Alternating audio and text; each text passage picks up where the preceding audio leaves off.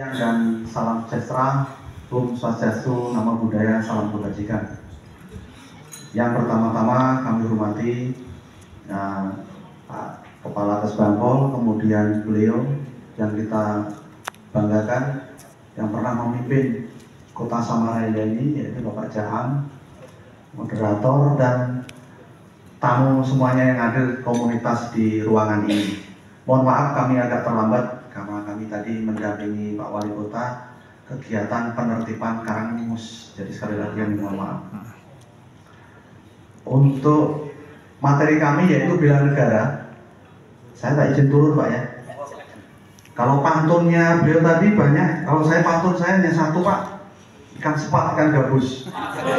Makin sepat, makin bagus. Siap.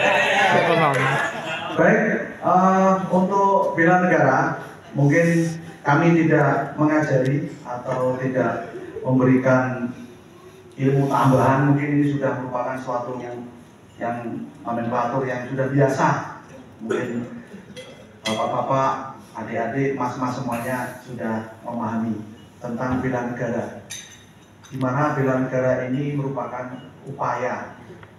Jadi upaya kita untuk mempertahankan kedaulatan. Makanya kita kalau dikit-dikit sudah semboyankan NKRI harga mati, NKRI mati. Nah disinilah perannya dari bela negara. Jadi merupakan kewajiban bagi kita untuk mempertahankan kedaulatan kita. Mungkin bela negara ini kalau kita contoh di negara modern sekarang yang lagi konflik seperti perang Rusia dan Ukraina, sampai mereka mewajibkan wajib militer untuk ikut berperang. Akhirnya yang tidak terlatih perang. Kami tentara ini dilatih perang bukan kebal Pak, justru kami takut mati. Makanya dilatih biar gak gampang ditembak, biar gak gampang dibunuh. Itu artinya. Makanya program sekarang ini pemerintah sedang menggalakkan Komcat. Mungkin dari para hadirin ini mungkin sedikit banyak mendengar istilah Komcat, Komando Cadangan Strategis. Nah disinilah pemerintah sudah mulai berpikir ke depan ini apabila perang sudah bukan kayak perang zaman Belanda kita dulu Pak, dijajah seperti zaman dulu tadi, zaman kolonial. Tidak, sudah kemutahiran Pak. Jadi sudah perang asimetris. Apa ya? Ya, asimetris Pak. Jadi sudah alat yang bermain, hanya tombol dan lensa atau kamera yang memantau dari jauh. Tidak ada kami tentara ini berlatih, ya kamu maju, kiri, mati semua kita.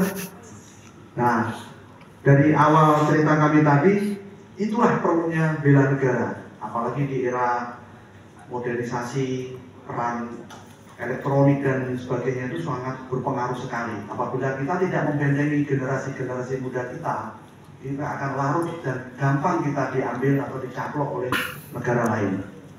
Next. Kemudian tujuan dan pentingnya. Tujuannya yaitu mempertahankan kedaulatan, kemerdekaan, serta melindungi kehormatan dan keselamatan bangsa. Yaitu tadi untuk menjaga kedaulatan kita. Kemudian pentingnya untuk menjaga persatuan dan kesatuan. Ini sangat mutlak untuk sarana bela negara ini yang tadi telah disampaikan oleh pemaparan sebelumnya, persatuan dan kesatuan. Gampang diucap, gampang diingat, tapi kadang-kadang susah untuk kita laksanakan. Makanya kami TNI ini bertugas, prinsip kami adalah satu, di mana bumi dipijak, di situ langit kami junjung.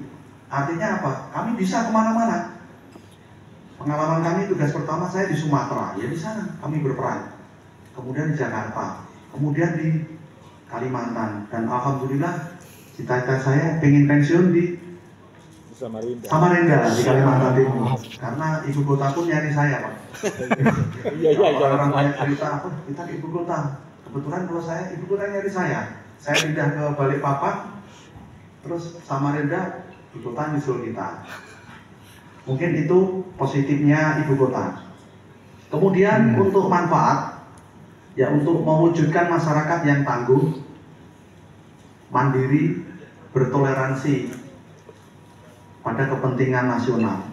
Toleransi ini yang harus kita jaga. Makanya silaturahmi seperti ini sangat membantu dalam aplikasi toleransi, baik toleransi sesama umat beragama, toleransi budaya, karena di sini Kalimantan ini bermacam-macam adat, bermacam-macam kesukuan, tapi kita tetap satu. Seperti cita-cita Samarinda kan, kita akan menjadi tangguh apabila kita bersatu. Next, komponen. Ada 3 komponen, yaitu dari ideologi kita, Pancasila, kemudian kesadaran kita untuk bela negara, dan wawasan kebangsaan. Next, peran masyarakat, peran kita. Nah, peran kita harus ada di sini. Partisipasi aktif, jadi kita harus aktif seperti Kesbangpol menyelenggarakan kegiatan-kegiatan seperti ini salah satu upaya untuk peran aktif, dan kita sebagai kelompok masyarakat, tokoh-tokoh masyarakat turut serta untuk mengikuti kegiatan seperti ini. Disitulah peran aktif. Kemudian kepatuhan hukum. Artinya hukum adalah panglima di negara kita ini. Bukan kayak zaman dulu, Pak.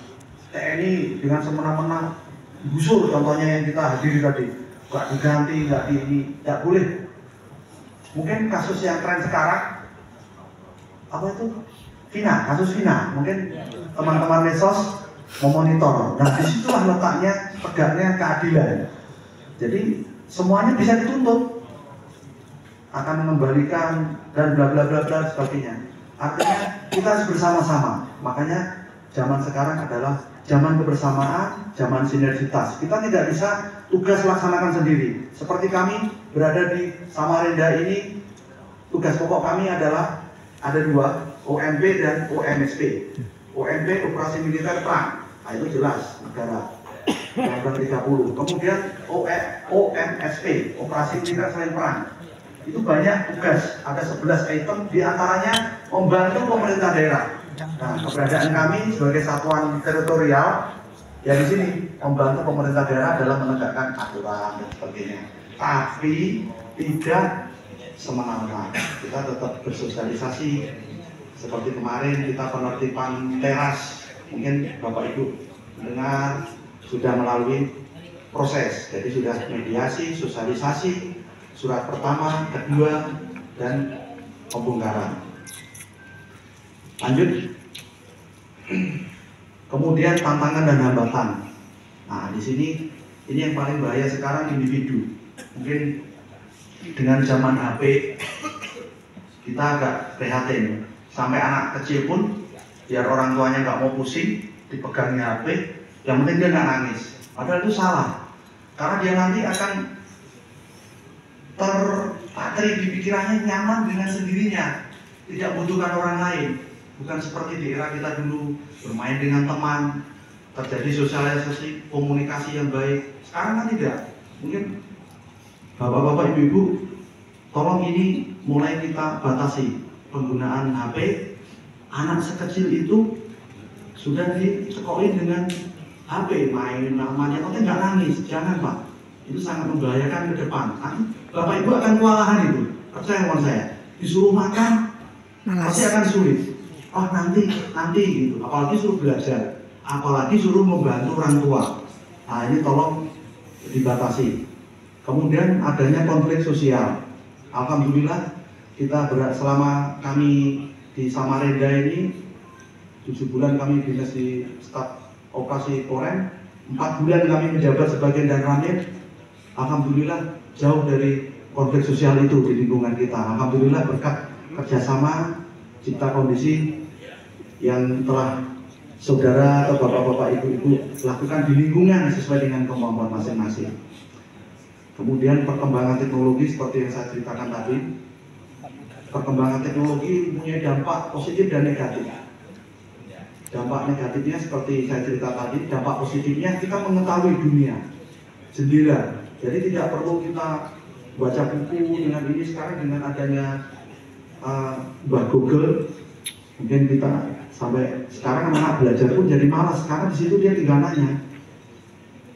Nah itu dampak positifnya. Jadi jendela, kita akan tahu semua terjadi.